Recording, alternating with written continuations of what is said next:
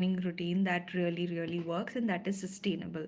So most of the time when you hear about a millionaires or billionaires morning routine, what you're hearing is that they are waking up, they are rushing through the day, they are reaching out to the gym, they are working out, or they are going to a yoga class and that's working out for them. But most of the time it won't work for us because the clients I work with, as I said, most of them are women or even men who have their families, who have a lot of responsibilities.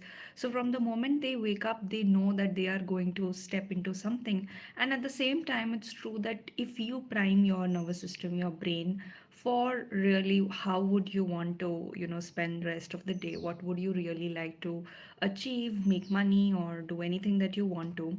If you take those moments of the morning to really prime yourself, because the moment that you are getting up, that time your subconscious is really available for a lot of changes to be done in your life. And if that time is used properly, you can end up doing a lot of good things in your life. And the success that you end up creating for yourself, that doesn't even feel draining to your soul. That is the whole purpose of my academy, of my work, that whatever success achievements you're wanting, they don't have to come at a cost of your your emotional wellness, your physical wellness, and your feelings also, because that's a very important part of life. So that is why we don't need an elaborate 10 steps morning routines, night routines. It is 5 minutes, 10 minutes, it's also good. And even if you have like 1 minute or 2 minutes in the morning to spend with yourself, then that's also be going to be really good. And using these methods, I have helped my clients also, you know extend or expand their wealth capacity.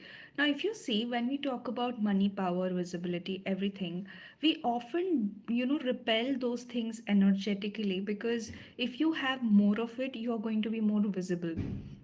If you have more of it, there is a lot of attention that's going to come to you. And that can energetically, if it feels unsafe for your nervous system, it's going to push things away from you, it's going to push people away from you, it's going to push opportunities and happiness away from you.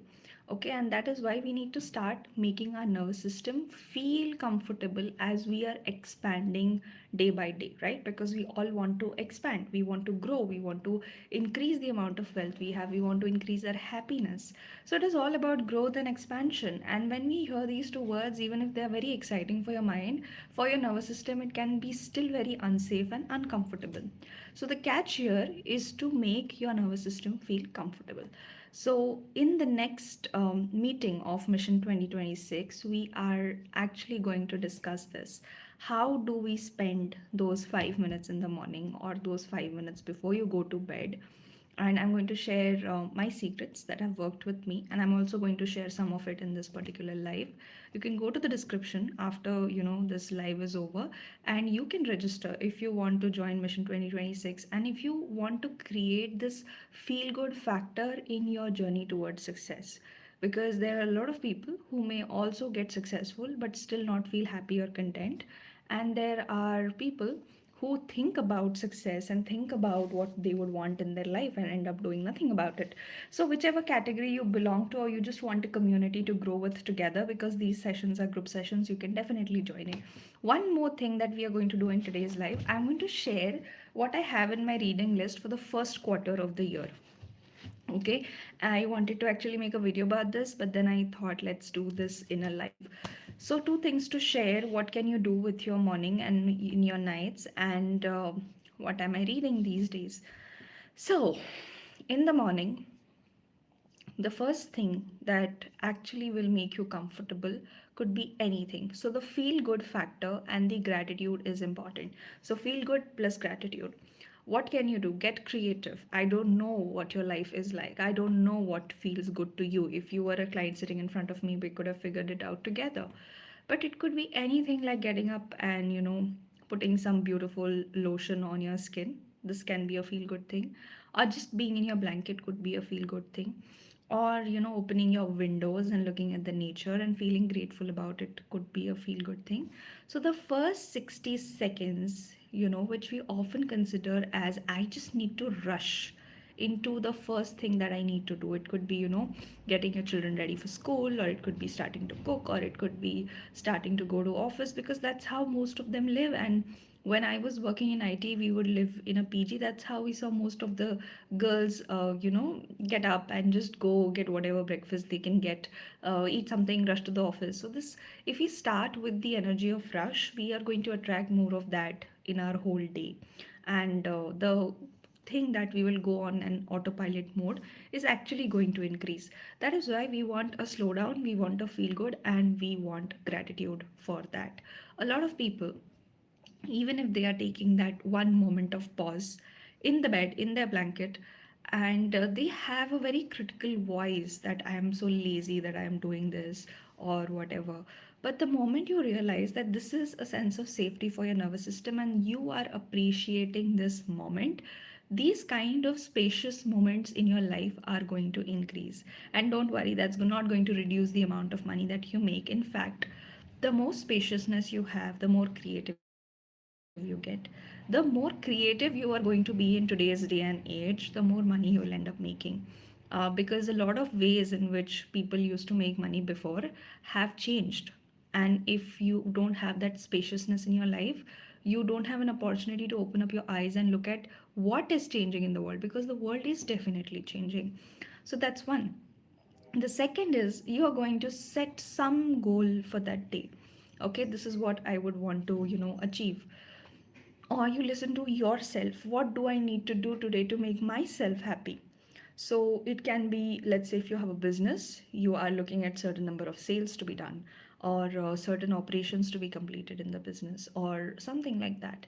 And again, you're paying gratitude that I'm glad that this is happening. So again, you want to do that in the present tense. I'm glad that this is happening. The key here is to keep your nervous system calm and grounded while these things you are thinking about, and write something that's believable. A lot of people will write something that's completely unbelievable to their brain and to their nervous system. Let's say that you have always have a client inflow of 4 to 5 clients. Now you can write 6. Okay, but not something like 20, because that's going to be unbelievable for your nervous system. So that is how you teach your brain and your nervous system to work together, your subconscious, your energies to work together. When you set a little believable goal, little extra than usual, but it needs to be believable for this particular exercise. So, this is how you spend your 5 minutes in the morning, paying gratitude, completely being in the moment. Do something that feels good to you. Like I said, skincare. But what we need to avoid is reaching out for our phones, opening up social media, or opening up something that is very, filled with a lot of stress in it, like news.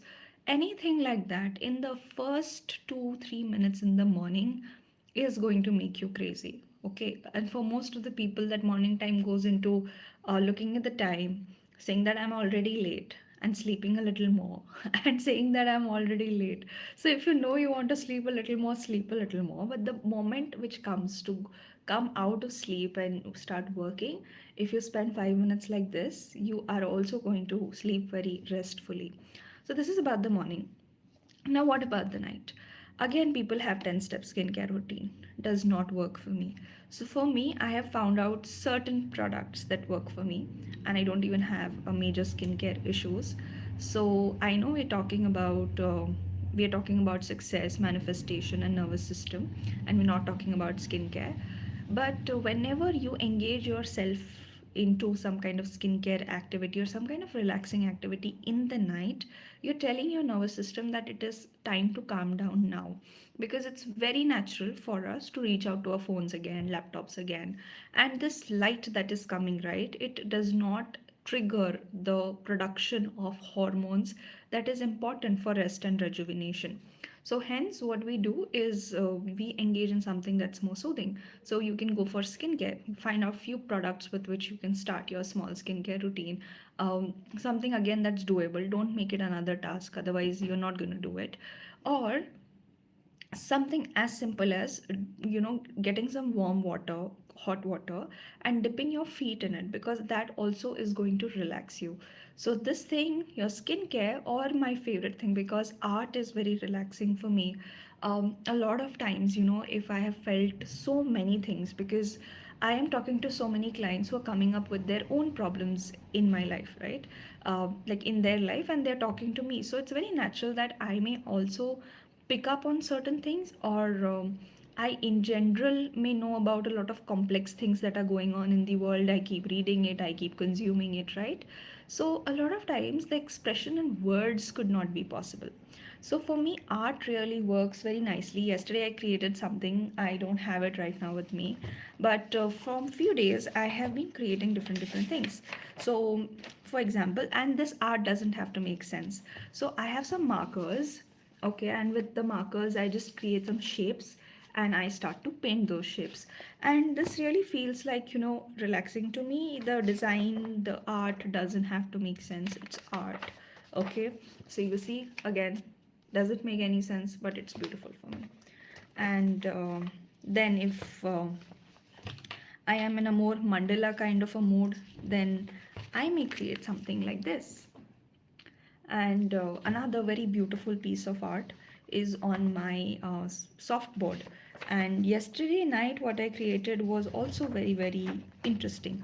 So you see this one as well. So this is what I do before I go to sleep. That is really very relaxing. A lot of people who feel like I'm a sensitive person, I experience complex emotions, or I may pick up on people's emotions very easily.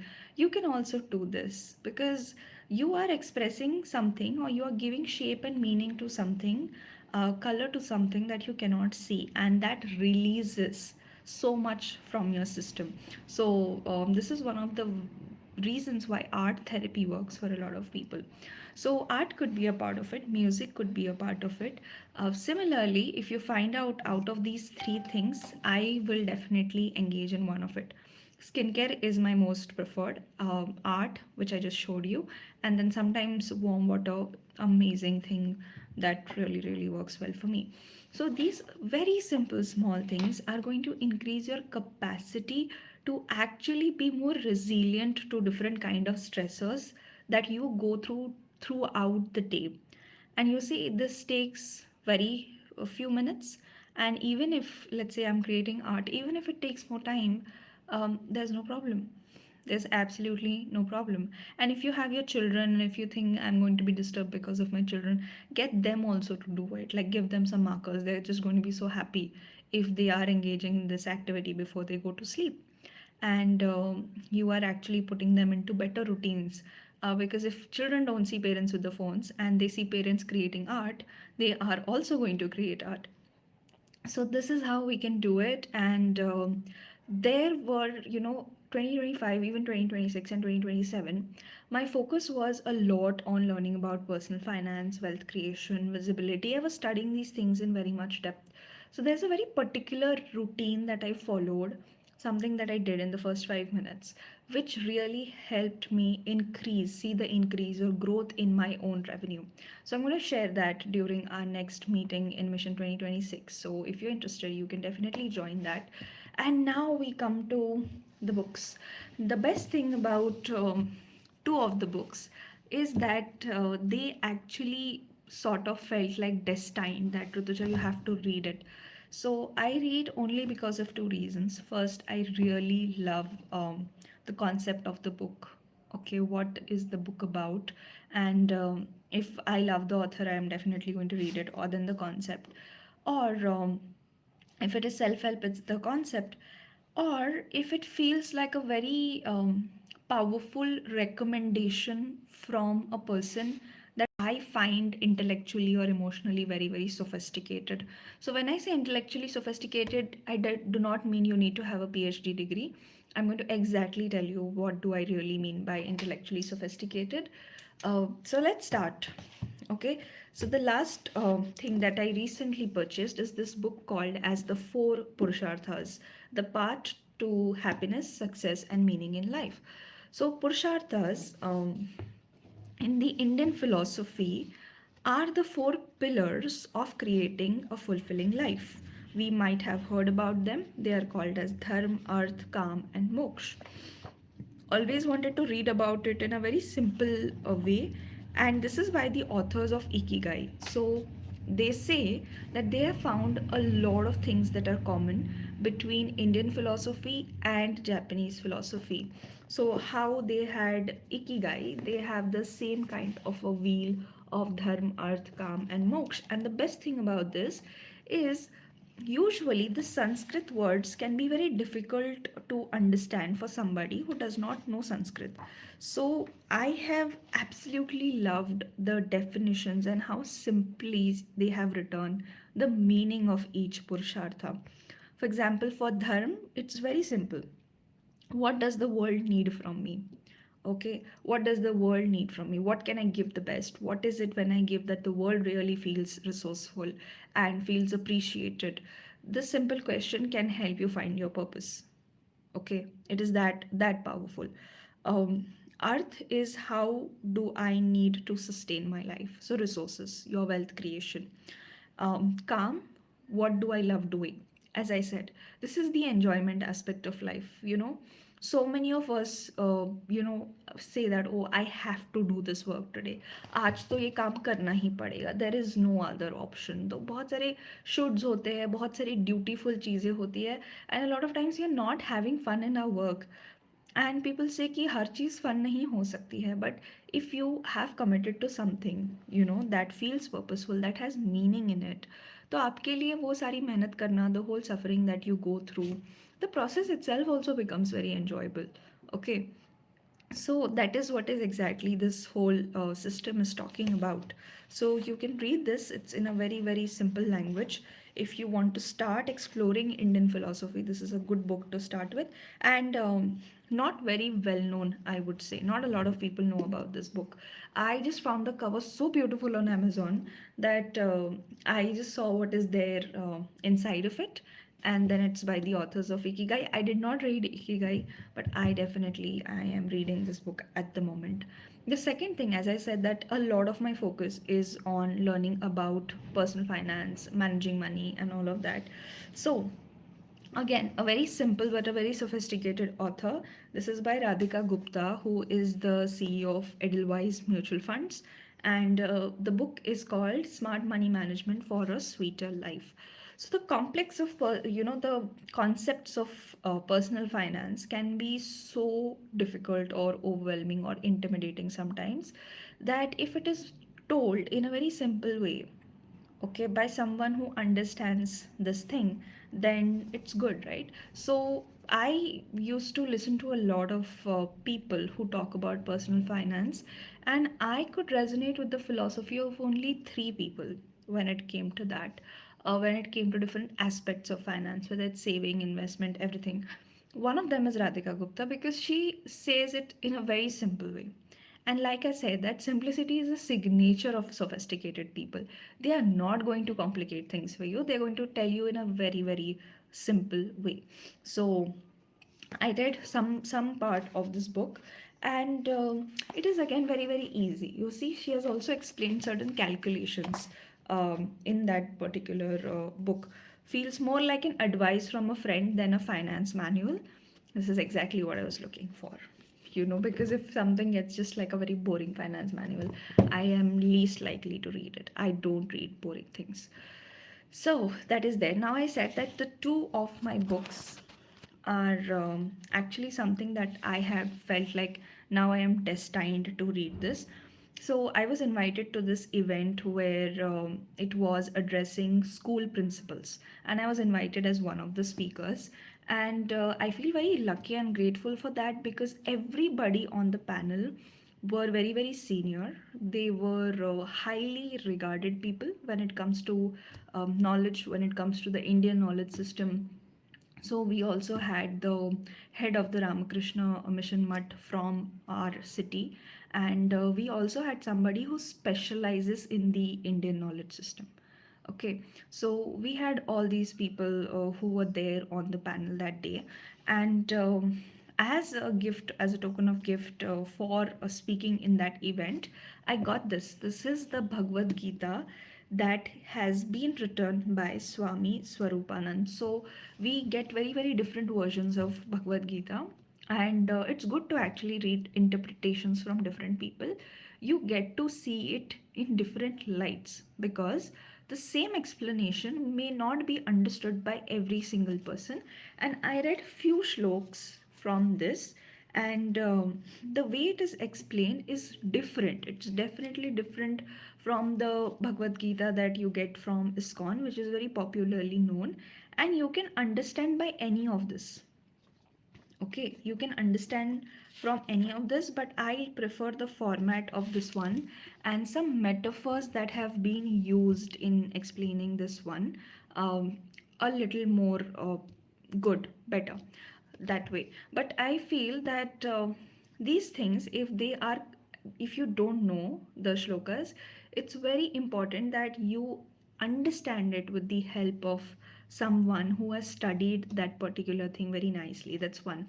Second, I met someone from who has been teaching about the Indian knowledge system from a very long time, and a phrase that he used, that speaker used, which I absolutely love. I was asking, where can I start my own learning, because I keep studying all of these things.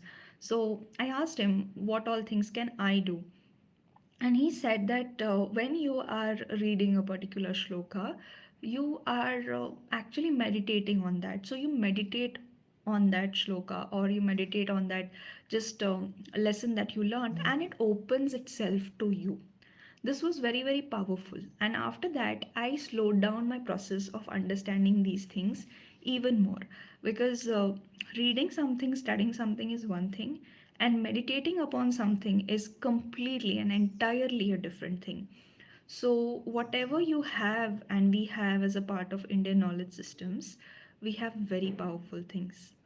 And if we meditate on these things, we are definitely going to learn and understand a lot. So, that is why this is one of the things that I will be reading. And the same person whom I am talking about, who asked me to meditate on things, I also recommended me this, which is the Arthashastra, which is Kautilya's Arthashastra. So we know Kautilya, he was the advisor of Chandragupta Maurya, and he has been a very, very intelligent person. So I will be reading this too. So it is a lot of complex and dense book. I won't say this is a very simple book. It's not. It is a complex, it is a dense book, and I think I'm going to take my own sweet little time to learn from this particular book. So yeah, this is what I have. I have four books from which I will be reading, and last year I did not went on just ordering a lot of books. I just allowed myself to read whatever was coming my way. And one of the best books that I have read in the two books, okay, um, what basically talks about which one, which book are you talking about? I have shared four books. So, if you're asking me about Kautilya's Arthashastra, Arthashastra is economics, right? So, when Chandragupta Maurya was ruling, so it is about what is the code of conduct that a king needs to follow, or if you are a leader, what are the best practices that you need to follow to run your kingdom smoothly. So, to that expert, I had asked, recommend me something that will make me a better leader and which will also help me when I'm coaching other leaders, because I coach sometimes executives, very senior leaders to me. And how can I condense this knowledge into simplicity when I am coaching these leaders? So I also want to integrate something from the ancient Indian wisdom. So that is the time he recommended the Arthashastras. So it's a lot about the behavior, the conduct, and the best practices for a king. Okay, so it's about being a leader, so it's about leadership, it's about people's management. So whenever you will read these things, you will understand how it was done in the ancient India. And by the way, let me tell you, the people of ancient India were really, really intelligent. We had systems which were based on intelligence and which were also in the harmony with nature.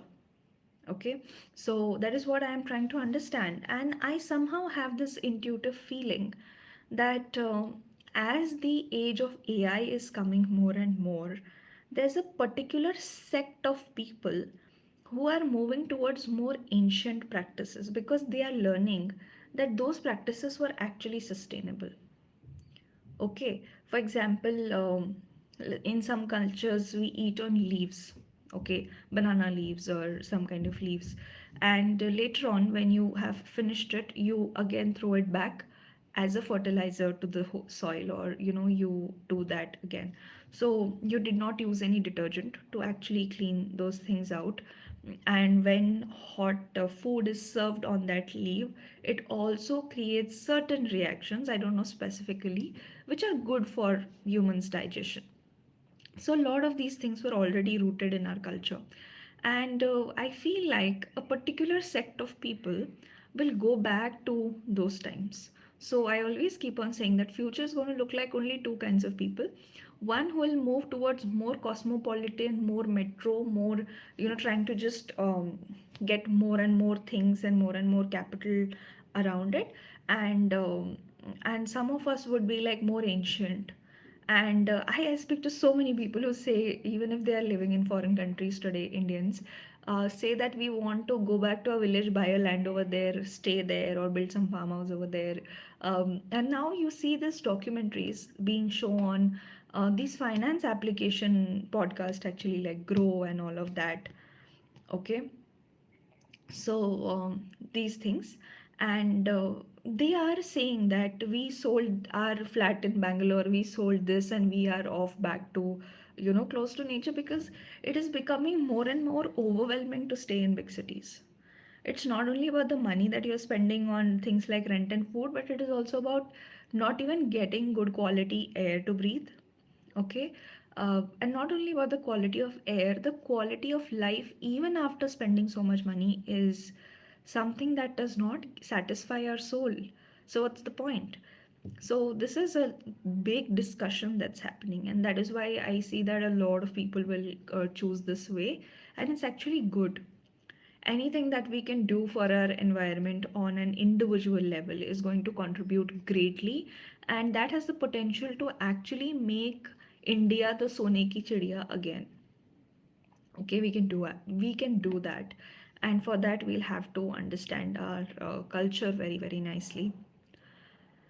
I can relate to your banana leaf thing, as we in Kalinga also do the same.